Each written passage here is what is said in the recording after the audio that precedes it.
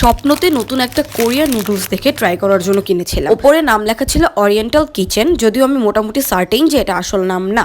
রান্নার জন্য ইনস্ট্রাকশন অনুযায়ী একটা মিনি কড়াইতে 400 ml পানি বয়েল হবার জন্য দিয়ে দিয়েছি। নুডলসের প্যাকেটটা খোলার পর সেখানে নুডলস ছাড়াও একটা shrimp tom yum sauce, dry shrimp এবং সিজনিং পাউডার পেয়েছি। পানিটা ফুটতে শুরু করলে নুডলসটা ভাঙা ছাড়াই সেখানে দিয়ে 30 সেকেন্ডের মতো রেখে উল্টে দেব।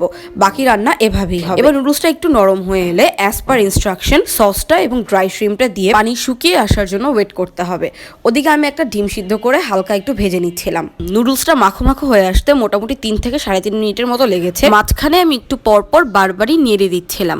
ভালো কথা, প্যাকেটের ভেতরে শুকনো চিংড়ি ছিল 4 পিস। অ্যান্ড আমরা যখন রান্না করছিলাম তখন রাত 1:30টার একটু বেশি বাজছিল এবং এর টোটাল ক্রেডিট আমার ছোট বোনের। বাসায় নুডলস টাইপ কিছু আসলে ওরা তর্স হয় না। লবণ দেওয়া নিয়ে আমি বেশ কনফিউজ ছিলাম, যেহেতু সিজনিং এর যথেষ্ট পরিমাণ লবণ থাকে।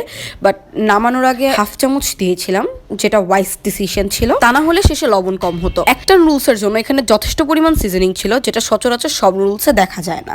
সিজনিংটা দিয়ে নিয়ে ভালো মতো নেড়ে চেড়ে করে ফেলার পরে আমি ওই সিদ্ধ ডিমটাকে করে প্লেটে দিয়ে দিয়েছি। শেষে কয়েকটা সিদ্ধ মটরশুঁটি। ব্যাস, নুডলস রান্না ডান। এবার আসি খাওয়ার এক্সপিরিয়েন্সে। রান্নার সময় থেকে একটা বেশ দারুণ স্মেল আসছিল, উইচ ফেল্ট সো গুড। আমি এর আগে বাডলক ট্রাই করেছিলাম, ওইটা রান্নার সময় কেমন যেন একটা উইয়ার্ড স্মেল আসছিল। মুখে দেওয়ার পরেই বেশ ট্যাঙ্গি একটা ভাইব দিচ্ছিল। আই ডোন্ট নো এটা সিজনিং নাকি সসের জন্য, মানে বেশ ওয়েল কম্বাইন্ড ছিল। শ্রিম্প বা ডিমের সাথে আরো ভালো লাগছিল। I guess it's an 8 out of 10। By the way, দাম ছিল 140 টাকা।